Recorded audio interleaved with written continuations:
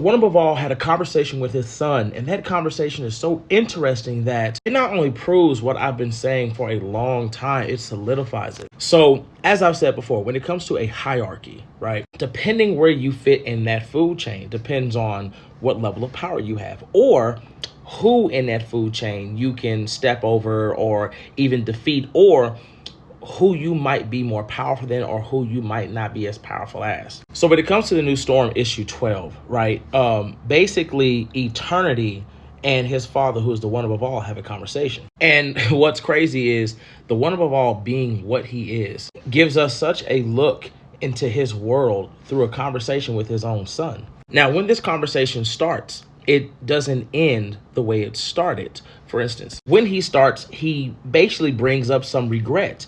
And that regret is that he wishes that he created his creations with the ability to want food. At least that way, when they would visit him, they would leave with something in their bellies and not just have his undivided attention. And what's crazy is he points out himself that not only is this a failure on his part, but he gives his son his props and tells him, because of that, you were always the better creator than I ever was. But see, even though he makes that statement, eternity doesn't take that statement as something that is made to be true. As he states himself, he wouldn't dare say the one above all is wrong in anything that he says, right?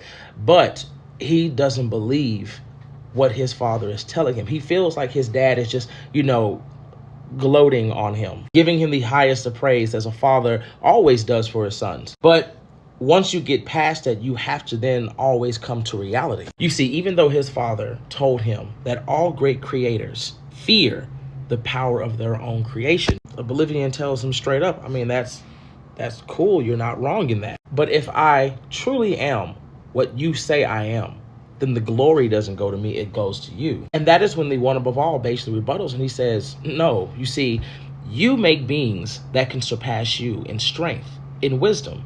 Some of your creations have even found their way to me to talk to me.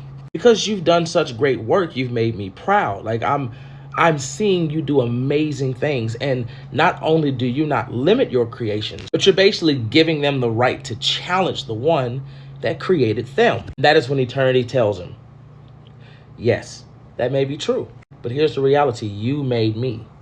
You are the creator of the great creator. And because of that, you are the greatest creator. With those words, just the way that they are, he actually ponders what his son says to him. Now, although I know what all that means, what do you think that means for you? Let me know in the comments.